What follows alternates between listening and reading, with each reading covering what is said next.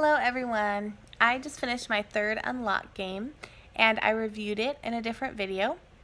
It was The Night of the Boogeymen, so you can look that up if you're interested in a specific review of that game. But in that review video, I included a lot of general hints and tips for Unlock games. So I wanted to make a video with just those hints and tips so that more people can find them before they play Unlock games, because I wish I had seen a video like this before I played my first Unlock game. So for some very general tips for Unlock games, there is a tutorial game included in here, and you play it and then you'll know how to play the game. So it's very cool. It has directions on the cards, but you're also playing a game. It's a great way to learn the rules rather than reading directions. So that's how you kind of get started. And then something that I did not realize when we first played our first two Unlock games was when you turn over a new card or you enter a code on the app and it's correct, they will usually tell you to discard some of your cards. And you really need to pay attention to this, because you might have just used a card to decode this, but you're still going to need that card.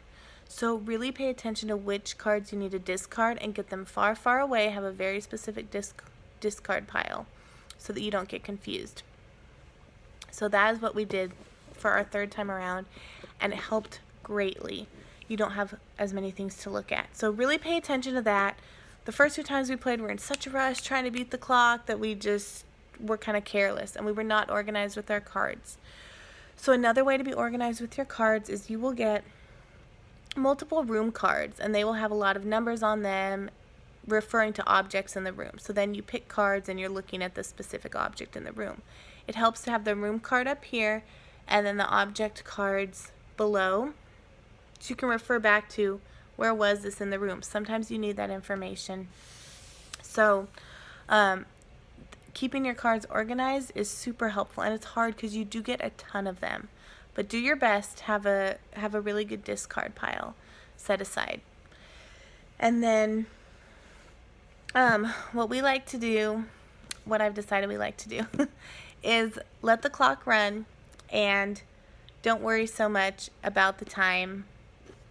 Because the first two times we played, we're taking so much time, let's just get a hint card, let's get a hint card. And then I found I didn't really enjoy the experience as much because I didn't get to figure these solutions out myself, and then later I'm trying to, figure out, well, how did that one puzzle work? I just ended up getting a solution from the app. That's no fun. So I would rather have the game take 3 hours and figure out most or all of it myself than have the game take, 60 minutes, but I used a bunch of hint cards.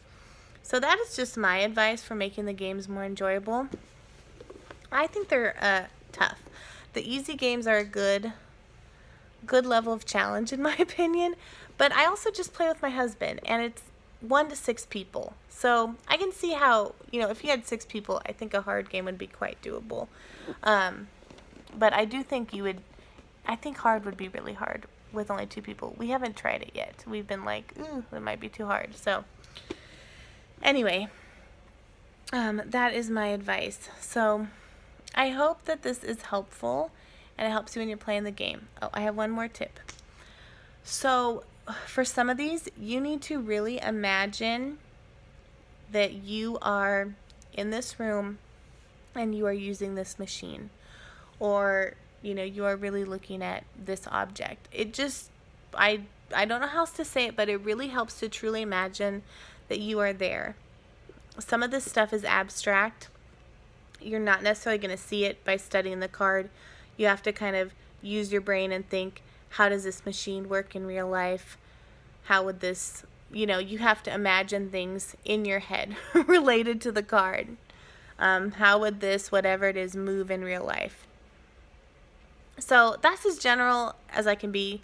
I don't want to give anything away, but that does help. I haven't really experienced that with other escape rooms in a box where you have to think that much about what this object is like in real life.